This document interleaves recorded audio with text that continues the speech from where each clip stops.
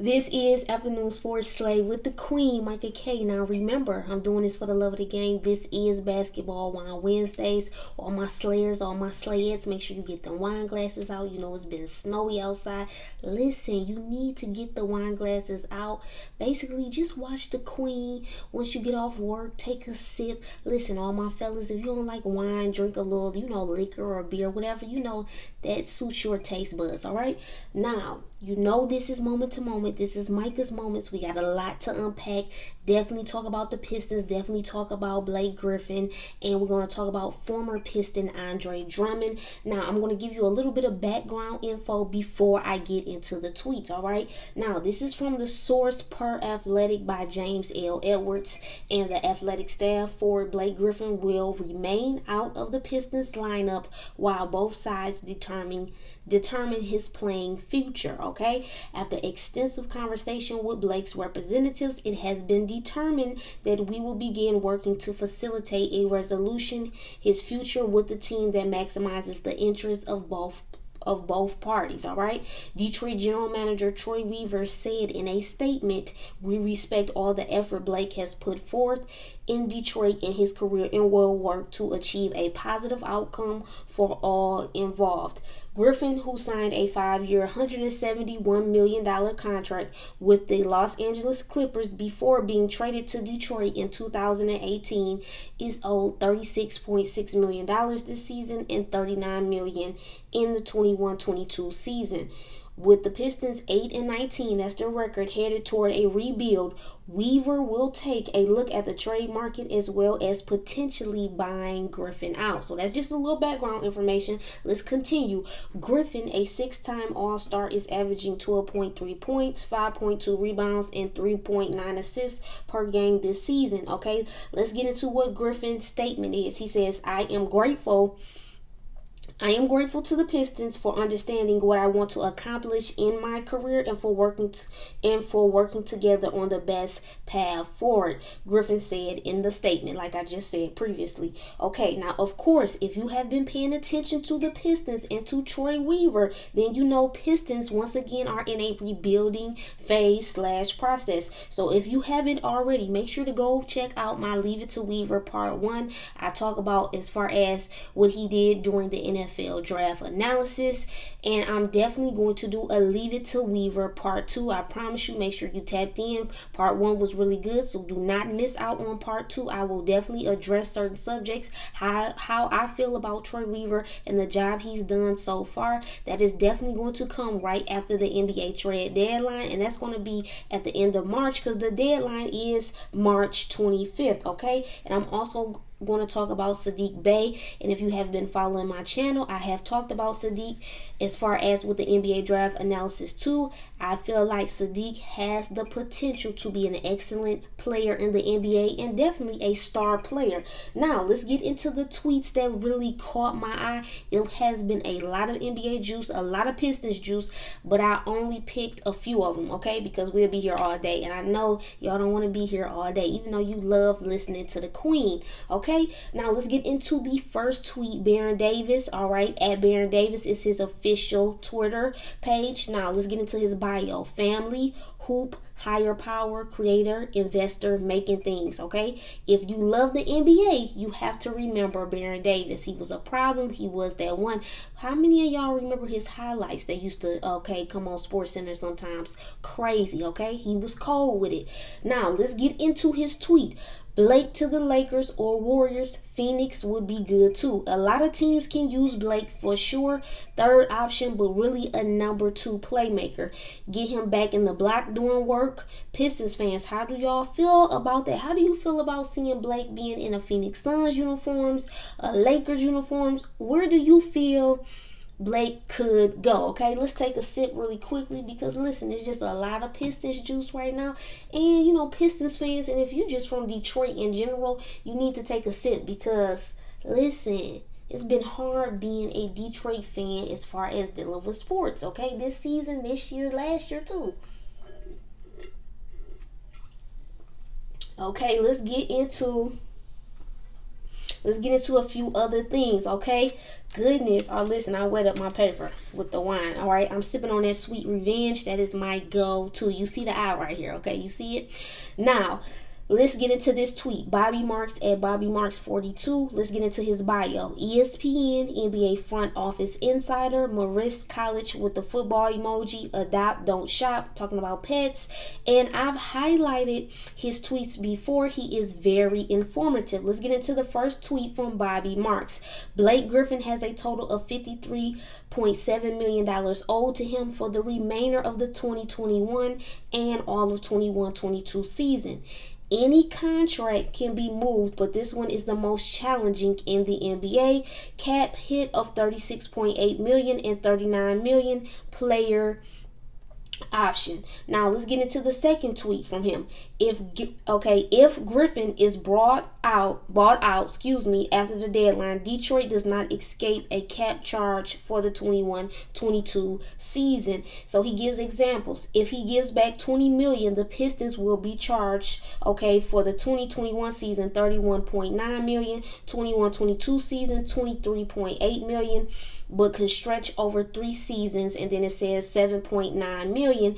Then the most a player has given back in a buyout, he gives examples of that, like Larry Sanders, Sean Kipp, Darren Williams, etc. Now, if a Blake Griffin trade does not materialize by March 25th, he will be owed $51.5 million. All right. So it's just crazy listening to the numbers. So basically what I'm doing for all my slayers and slayettes, I'm just trying to, make sure you have somewhat at least a better understanding of what is happening with the Blake Griffin situation with the Pistons currently right now and why he is sitting out. Now let's get into this other tweet. Then at NBA mock trades, let's read the bio really quickly. It says, I post the best NBA mock trades I find on the internet, as well as some of my own favorite teams: Detroit Pistons, Detroit Tigers, Boston Celtics, Sacramento Kings. Now he or she, because I don't know who's running the page, replies to Bobby Marks' tweet and says, Bobby, why wouldn't the Pistons just take the full cap charge next season instead of stretching it? Detroit will still save $15 million extra in cap space, in cap space in the 21-22 season. Blake would have been owed $39 million to upgrade the roster. Then Detroit would have the full $23.8 million to use on free agents in the 22-23 season. Now, Bobby replied back to at NBA mock drafts, not drafts, trades, and says he agrees with the tweet that he did. He or she did.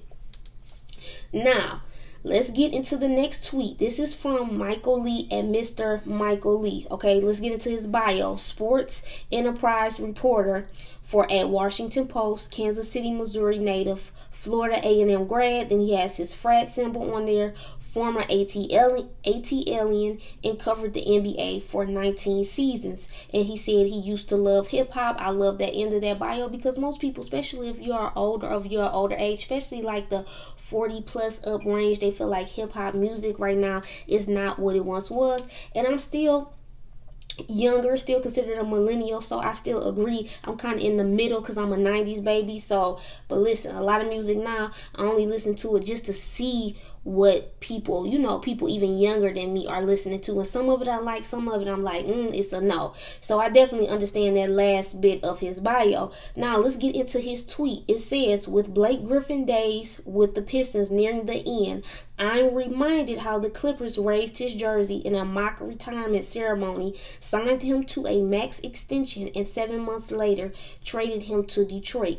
A year later, Steve Ballmer wanted a handshake. Now you see my screenshot, but I will urge all my slayers and slayers, and even if you are new to my channel, make sure you check out the full tweet, because you see the video of the owner trying to give Blake Griffin a handshake, and Blake Griffin completely ignores it, and he basically, you could tell he's headed back towards the locker room.